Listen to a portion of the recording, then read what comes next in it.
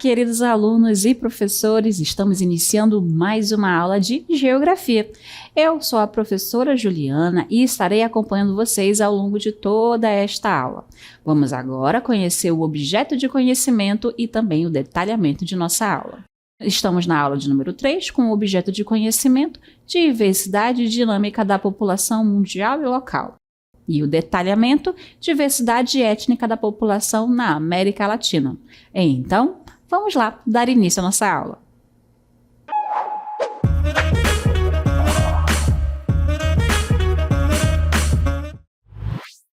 A nossa aula, então, ela vai girar em torno principalmente da palavra demografia. A demografia, como já vem na palavra, ela vai falar da população. Essa população é grande? É pequena.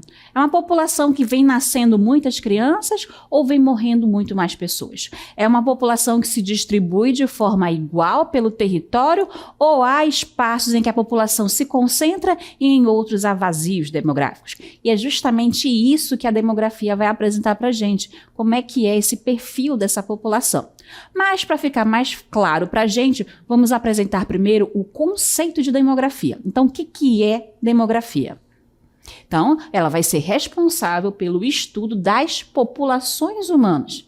Então, ela vai analisar o perfil, né? É uma população mais jovem, uma população mais idosa, é uma população com maior número de crianças. Sabendo disso, os governos podem investir naquela parte da população que necessita mais. Essa população ela está evoluindo. Ou seja, evoluindo no tempo, ela está progredindo dentro da parte da indústria, da parte da economia, ou não? Ela se mantém num perfil socioeconômico igual, dentro daquele espaço e dentro daquele tempo. E é isso que a demografia vai analisar. A gente vai verificar ainda que a demografia, ela analisa aspectos como quantas pessoas vivem em um determinado local, vão viver 1 milhão, 100 mil pessoas, vivem 10 mil pessoas, porque ela vai analisar as populações de pequenos lugares, como uma região, mas também de estados, de países. Características da população, como a idade, como eu trouxe para vocês, eu já falei, muito mais jovem do que idosa, ou o contrário. Sexo, a população feminina é maior que a masculina, ou o contrário. Etnia, essa população ela tem mais presença de afrodescendentes, de indígenas, de europeus, asiáticos. A religião dessa população é católica, é evangélica, é uma população, uma religião, não tem religião, é uma população de ateus. Então a gente verifica isso dentro da demografia. E as mudanças dessa população ao longo do tempo, uma maior taxa de natalidade ou uma maior taxa de mortalidade e ainda como essa população migra. Essa população costuma sair muito dali para outros lugares ou é um local onde a população é atraída para aquele local por algum motivo, né? E como essa população acaba se espalhando pelo território. Então a gente tem os principais pontos para a demografia. Então tudo aquilo que vai relacionar como a população se comporta dentro daquele espaço vai estar dentro da demografia. E aí a gente começa a analisar o primeiro ponto, que é população. Então vocês já devem ter ouvido falar que existem lugares populosos, lugares povoados. Qual é a diferença entre eles? Para isso, eu preciso entender o que é população absoluta e o que é população relativa. Então, primeiro apresentando para vocês a população absoluta. A absoluta é o total, ou seja, todas as pessoas que estão residindo naquele local. Então, o total de habitantes está dentro da região que está sendo analisada. Então, ali eu vou chamar de população absoluta. Então, soma todos os residentes daquela através dos meios de levantamento, como o censo demográfico. A população relativa, ela vai ser a razão. Quando eu encontro esta palavra, eu quero dizer que é feito um cálculo, uma divisão. Então, eu vou pegar a população absoluta daquele local e a área que aquele local possui. Aquele território tem um tamanho. E eu vou dividir a população pela área daquele território. A população relativa também vai ser chamada de densidade demográfica, tá? Então, população relativa, densidade demográfica, a mesma coisa, e para me obter esse número é feito um cálculo, dividindo população absoluta, que é quantos habitantes há naquele determinado lugar, pela área que aquele local possui. E a gente vai aqui então apresentar para vocês. A gente vai apresentar para vocês agora uma questão do Brasil. O Brasil, ele vai ter a questão da população absoluta e da população relativa. A gente verifica aqui em cima esse dado da população absoluta. A gente pode supor que o Brasil tem uma população, no período que foi feito este dado, de 203 milhões de habitantes. Isso quer dizer que no Brasil inteiro haviam 203 milhões de pessoas. Para manter a população relativa, eu vou fazer aquele cálculo, a razão, aonde eu pego o tamanho do Brasil, que o Brasil ele tem mais de 8 milhões de quilômetros quadrados, e vou também dividir por essa população. E aí eu obtenho um resultado. No caso, que é a densidade demográfica, vocês vão verificar que se o Brasil tivesse 203 milhões e dividíssemos pela área que ele possui, o resultado seria de 23,8 habitantes por quilômetro quadrado. Isso quer dizer que o nosso país, ele não é povoado, porque considera-se que para acima de 100, a partir de 100, na verdade, é que seria um país, um estado povoado. No entanto, o Brasil é um país populoso. Então, analisa agora comigo, sim, o nosso cálculo. Temos aí a população, 203 milhões, dividido pela área do Brasil, que é de 8.510.417 quilômetros quadrados de extensão. Se eu pego esses 203 e divido pelos 8 milhões de quilômetros que o Brasil tem, obtenho, então, essa densidade demográfica, essa população relativa de 23,8 habitantes por quilômetro quadrado. Então, o Brasil ele tem uma baixa densidade demográfica.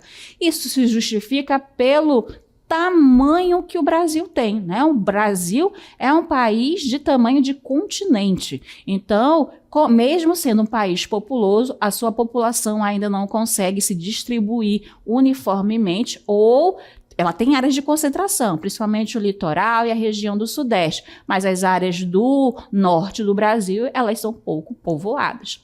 E aí eu começo a trazer para vocês a diferença, né, reforçando melhor o que é populoso e quando é que é povoado.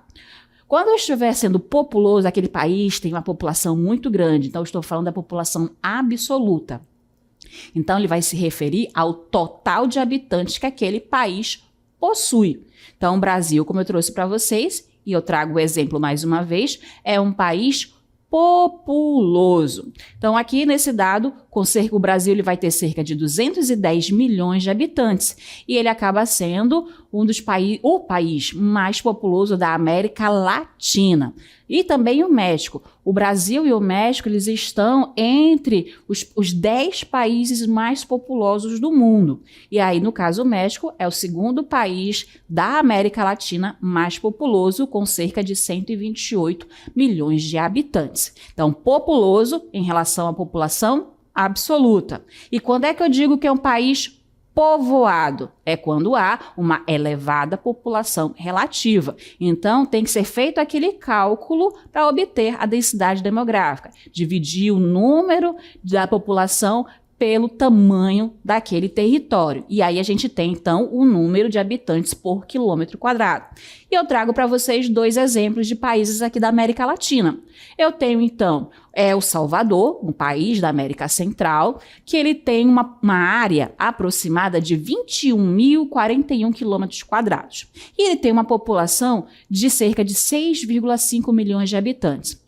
E o que a gente pode obter? O resultado, dividindo aí 6,5 milhões por 21,041 quilômetros quadrados, a gente vai ter um número alto, um número elevado. Então, a gente vai dizer que El Salvador é um país com alta densidade demográfica. E a mesma coisa o Haiti. O Haiti também é um país de pequeno território e possui uma população um pouco maior do que El Salvador. Então, quando a gente divide 11,4 milhões de habitantes de Haiti pelo seu território de 27,750 quilômetros quadrados, há também uma alta densidade demográfica. E aí eu trago para vocês o exemplo do nosso país agora. O Brasil, como eu já falei para vocês, ele é um país populoso. O Brasil tem cerca de 213 milhões de habitantes, que isso faz com que a gente tenha ali uma média de densidade demográfica de 24 habitantes por quilômetro quadrado. Como esse número ele é mais baixo, ele não é povoado. Não quer dizer que não existam pessoas no Brasil. Quer dizer que há poucas pessoas por quilômetro quadrado no território brasileiro, mas é um dos 10 países mais populosos do mundo. Mas a gente vai verificar, olha o tamanho do Brasil. Se a gente pegar um país menor e com a menor população, acaba sendo que esse país é mais povoado do que o Brasil. E aqui, por exemplo, a gente tem o Mônaco, o país de Mônaco. Mônaco, ele é bem pequenininho, é um país do continente europeu e ele tem pouco mais de 36 mil habitantes. E isso faz com que, quando eu pegue essa população e divida por apenas 2,2 quilômetros quadrados de área, eu tenho uma população elevada, mais de 16 mil habitantes por quilômetro quadrado. Aí vocês observem essa diferença das imagens. Eu tenho as pessoas aqui, bem espalhadas, principalmente aqui no norte, na região centro-oeste do Brasil, aonde há uma menor concentração populacional, contra o nordeste, o sudeste e o sul. Mas quando eu olho para Mônaco, Mônaco por inteiro, ele é bem povoado, ou seja, tem muita população. Então, Mônaco, ele é um país povoado, enquanto o Brasil é um país populoso. O Brasil é um país populoso, corrigindo. Então, a gente verificou essas informações quanto à população absoluta, relativa e povoado e populoso. A gente parte agora a falar sobre a distribuição étnica aqui da América Latina. Começamos então a falar das populações indígenas. Os grupos indígenas eles vão estar principalmente localizados nas regiões do interior da América Latina, nas áreas rurais, em áreas de floresta e também nas áreas de montanhas. Os países que possuem uma maior população indígena ou descendentes de indígenas são Bolívia, Peru, Equador, México, Guatemala e o Brasil, principalmente na região norte. O grupo étnico dos indígenas são os povos originários, eles têm uma grande presença cultural e linguística nesses países em destaque. Na sequência, a gente fala dos afrodescendentes que foram trazidos para o território da América Latina durante um período da diáspora africana, que foi aquele período do tráfico negreiro, onde diversos africanos foram submetidos à condição de escravizados e trazidos para trabalho forçado ao longo da América Latina. Eles vão estar concentrados nas regiões costeiras do Atlântico e do Pacífico, ou seja, os dois lados dos oceanos do nosso continente americano, e principalmente nas zonas urbanas da parte norte e nordeste da América Latina. Os países que mais vão ter a presença de afrodescendentes são o Brasil, principalmente na região nordeste, ainda vamos ter a Colômbia com a parte do Caribe e também do Pacífico, a Venezuela e também o Equador. Na sequência, a gente fala dos europeus, que também vão fazem parte da composição étnica da América Latina, e a gente encontra principalmente aqui na região sul da América Latina, no chamado Cone Sul, e também muitos no país do México. Os países em destaque vão ser a Argentina, Uruguai, o Brasil, principalmente a região sul, e a região centro-norte do México. E vão ser os descendentes imigrantes, até mesmo porque eles foram os principais colonizadores do nosso território. Na sequência, a gente vai apresentar para vocês os outros grupos étnicos, que são os asiáticos, que a gente vai ter eles mais presentes a partir do século XX. A gente tem como destaque Brasil, principalmente em São Paulo, com a maior comunidade japonesa e também com grande presença chinesa, Peru e também a Argentina. E aí tem os grupos de asiáticos que principalmente estão dentro da América Latina, japoneses, chineses, coreanos, libaneses e também os sírios. E, por fim, a gente fala dos mestiços. Quem vão ser eles? Vai ser toda aquela população que teve uma miscigenação entre esses povos.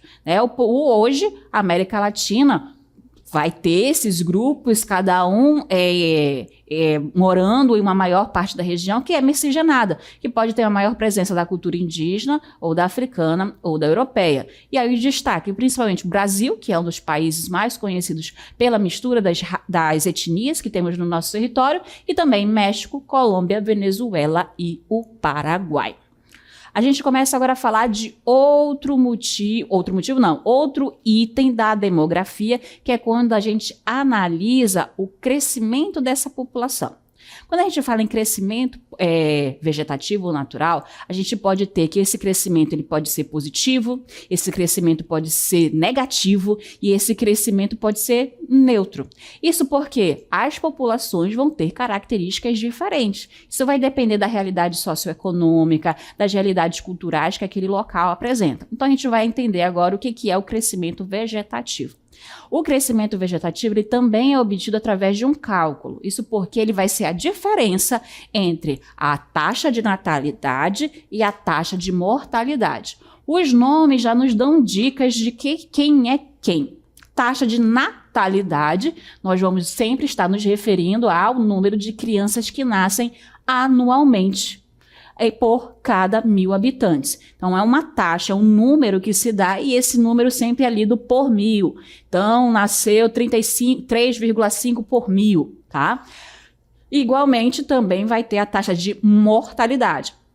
Como diz o nome, vai identificar, então, aí o número de mortes registradas por cada 1.000 habitantes em um determinado período, que costuma ser um ano.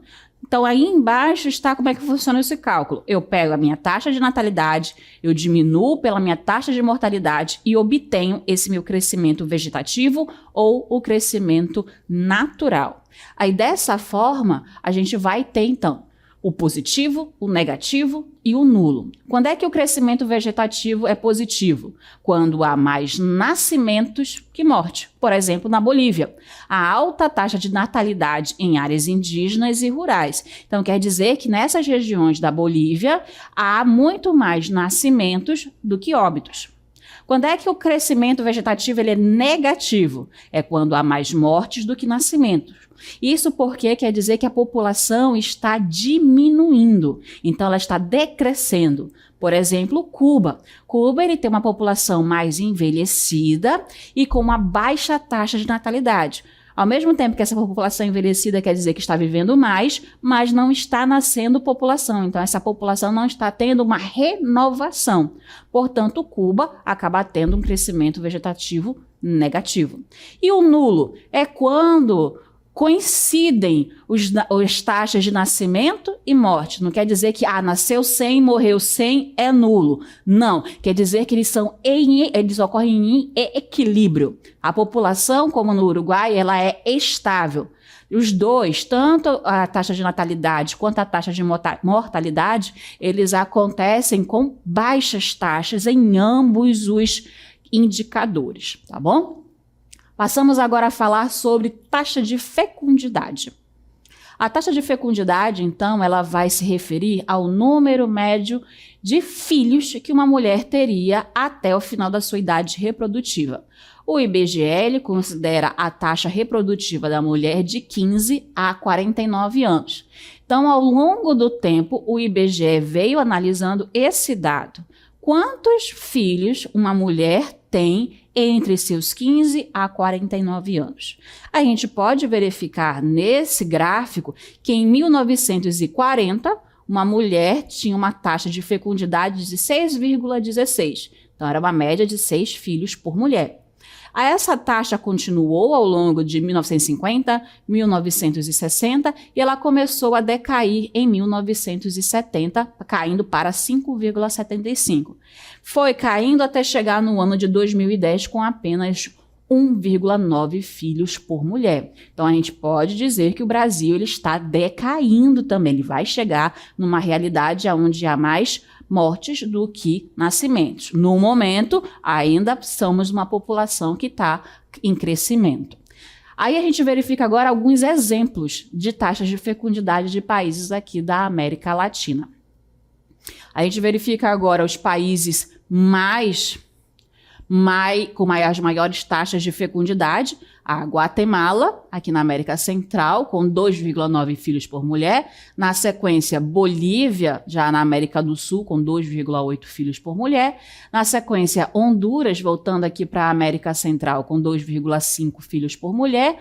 O Paraguai, aqui próximo do Brasil, com 2,4 filhos por mulher, e a Venezuela, aqui com 2,3 filhos por mulher. E a gente analisa agora os países que têm uma menor taxa de fecundidade, e o Brasil está dentro desse grupo.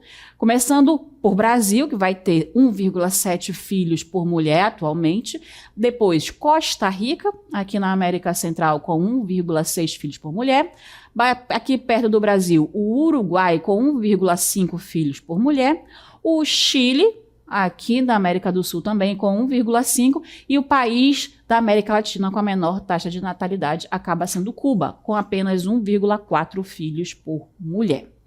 Analisando esses dados, a gente acaba verificando essa população. Como eu falei, se eu conheço a taxa de natalidade, eu posso saber se está nascendo muita ou se está nascendo pouco. E isso acaba determinando o perfil daquela população, o perfil etário. Porque quando eu analiso, né, a idade da população, as faixas etárias, eu acabo possibilitando conhecer como que aquela população está distribuída por idade. Na América Latina, o número de idosos está crescendo rapidamente, enquanto a população jovem diminui. Então, a gente vai analisar que, a gente já viu aí os dados, de 1950, 1940 até os dias de hoje, houve uma diminuição ao longo do tempo dessa taxa de fecundidade. Por consequência, se há uma diminuição da taxa de fecundidade, quantos filhos por mulher se tem? Por consequência, há uma menor taxa de natalidade também. E na Europa, em alguns países da Ásia, isso já é realidade. Já há cada vez mais idosos do que população jovem. Então, esses países já estão vivendo um outro problema, onde não está havendo reposição populacional. O que quer dizer essa palavra reposição populacional? Isso quer dizer que não está nascendo pessoas para entrar no mercado de trabalho. Essa população jovem, que aonde está sendo investido a educação, em algum momento ela vai virar mão de obra. Ao virar mão de obra, ela começa a contribuir para a economia daquele país. Se não há população trabalhando, a economia não está funcionando. Se a economia não funciona, o governo não consegue ter recursos financeiros para arcar com as suas obrigações. Então, hospitais podem começar a carecer de medicamento, não ter população a ser atendida por determinado serviço. Então, se não há a economia, como é que vai produzir alimentos? Como é que se vai produzir na indústria? Como é que vai se oferecer serviços se não há população?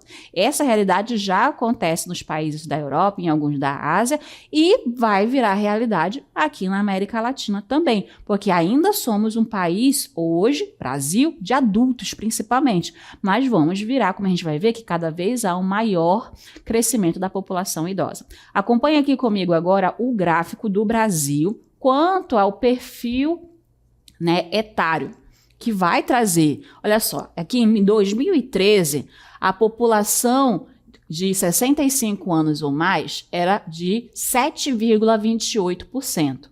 Em 10 anos, para 2023, ela aumentou para 9,53%. Foi só quase 2%, mas se a gente analisar quantas pessoas fazem parte desse 2%, é uma população que vem crescendo.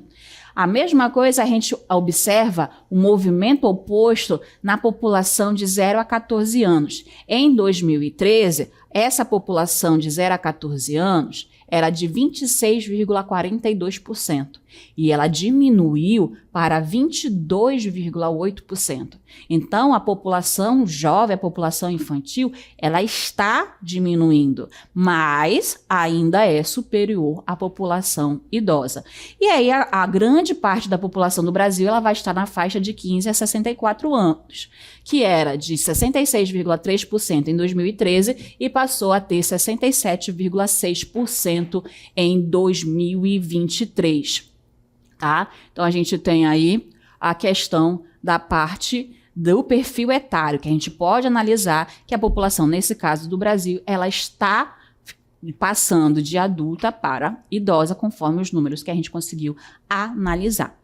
E também existem plataformas nas quais você pode ter acesso às informações dos países. O Brasil, ele tem o Instituto Brasileiro de Geografia e Estatística, que traz para a nossa população os dados, a sua realidade.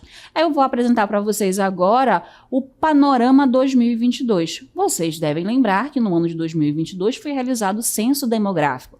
E esses números ainda estão sendo analisados até hoje. E conforme esses números são analisados, os dados são inseridos na plataforma do IBGE, que a gente vai agora conseguir analisar algumas dessas informações. Então, acompanhe aqui comigo no site do IBGE, do Censo 2022, que a população do Brasil, de acordo com o Censo 2022, é de 203.080.756 pessoas. E aí a gente pode vir aqui embaixo, por exemplo, ver o crescimento populacional. De 1872, olha só, estávamos abaixo dos 50 mil, das 50 mil pessoas. Ora, éramos pouco mais, quase 10 milhões de pessoas em 1872. Conforme o tempo foi passando, esta linha que se apresenta para vocês vai crescendo, chegando aí no ano de 2022 com essa população que eu apresentei a vocês, de 203 milhões de pessoas, pouco mais disso. E a gente pode ver aqui a distribuição dessa população pelo território. Quanto mais escuro estiver a cor do mapa, maior é o número de pessoas que estão aí. Então, a gente tem aí o estado de Minas Gerais e São Paulo com uma cor bem escura. Isso quer dizer que nesses estados há mais de 20 milhões de pessoas por quilômetro quadrado. E a gente pode observar que na região norte, nos estados de Amapá, Acre e Roraima, que eles vão estar com esse tom mais claro de azul, a gente vai ter aí menos de 1 milhão de pessoas por quilômetro quadrado. Eu posso ainda verificar a pirâmide etária do Brasil. Aí vocês conseguem observar que a partir do meio para cima, ela ainda tem esse formato de pirâmide, ser triangular. Mas do meio para baixo, do meio para a base, ela já é mais igual, né? Tanto a população feminina na cor vermelha quanto a população masculina na cor verde, eles estão ali subindo, mas como se fosse uma coluna. Então, daqui a pouco, a nossa realidade do Brasil, ela não vai ser mais uma pirâmide, ela vai ser apenas um retângulo subindo, porque a nossa população acaba diminuindo a base e vai alongando conforme cresce, que é o que a gente consegue visualizar nessa pirâmide de 2022. Aqui ainda a gente tem a cor ou raça da população brasileira. 88 milhões de pessoas, pouco mais, se declaram brancas. 20 milhões de pessoas se declaram pretas. 850 mil se declaram amarelas. 92 milhões se declaram pardas, que seria aí para o IBGE a mistura das etnias. E 1.227.642 pessoas se declararam indígenas. A gente ainda consegue obter muito mais informações quanto à alfabetização, às características que essa população tem de residência, a população quanto ao sexo. Olha só, no Brasil, 2022, há mais mulheres do que homens, né? 104 milhões para 98 milhões de homens. Então, aí o Brasil ele tem uma população feminina maior. Temos ainda a caracterização da população indígena, vai ser um total de 1.694.836. Isso porque 467 mil se consideram indígenas, mais 1.227.000 já dizem que sim, eles não se consideram, eles são indígenas. Temos aí a população residente em favelas, em condição por domicílio, a composição domiciliar. Olha só, a curiosidade, 18,19% da população do Brasil é apenas uma pessoa morando por residência. Olha só, está crescendo aí a população que gosta agora de morar sozinha.